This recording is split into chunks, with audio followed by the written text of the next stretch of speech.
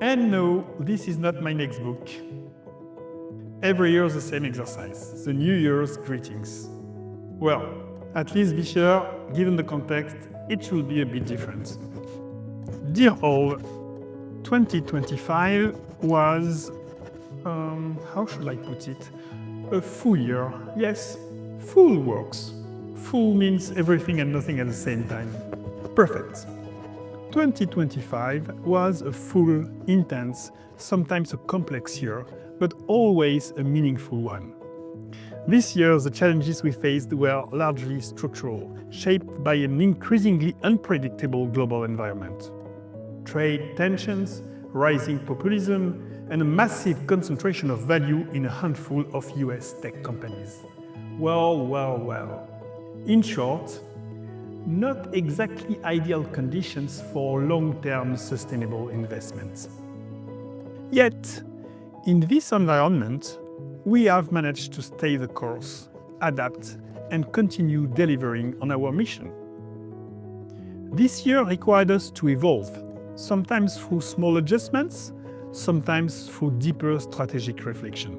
Yeah, sometimes it was relatively simple. In the US, for instance, ESG suddenly became, how to put it, a sensitive word. So we adapted the language. After all, ESG, impact, climate, transition, it's basically the same thing, right? At other times, adaptation required much deeper thinking. Of course, just imagine a situation where war is at Europe's doorstep, where our historical allies are no longer, and where Europe finds itself hesitant, surrounded, and vulnerable. So what do? The key takeaway is simple.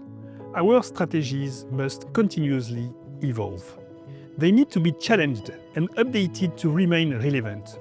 We need to grapple with the issues of our time, including when at first sight they seem far away from our basis. The successes are finally the nice part of the message. Let's talk about achievements. Despite this turbulent context, we continued to move forward and deliver tangible results. On the private asset side, we reached a major milestone with the intermediate closing of our energy transition infrastructure strategy at 1.2 billion euro. That's a clear signal that investors still believe in the transition, no? Oh yes, some other good news. On listed assets, the merger with Thematics Asset Management will significantly broaden our thematic expertise, particularly in areas such as in artificial intelligence. And of course, welcome to Thematics. But beyond growth, this year has been about innovation and adaptation. We launched the Climate Contribution Framework, developed by our research center with SWIP. We have adopted a new strategy for our foundation, focusing on employment, education, and access to essential resources. We also have accelerated our carbon initiative and just celebrated 10 years of our natural capital strategy. What a milestone.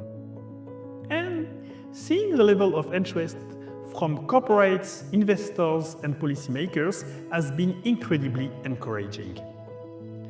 We also made decisive progress on artificial intelligence. Yes, AI again, I know, I had to.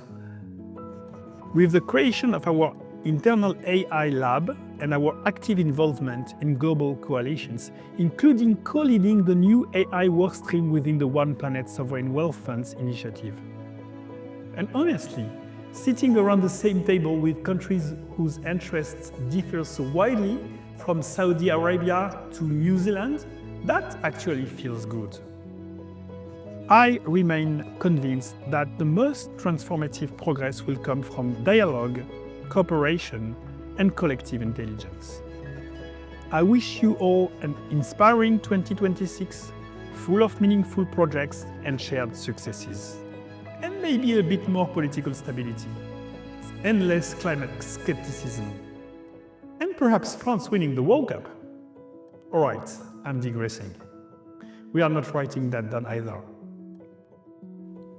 Well, you got the idea. My very best wishes to all of you.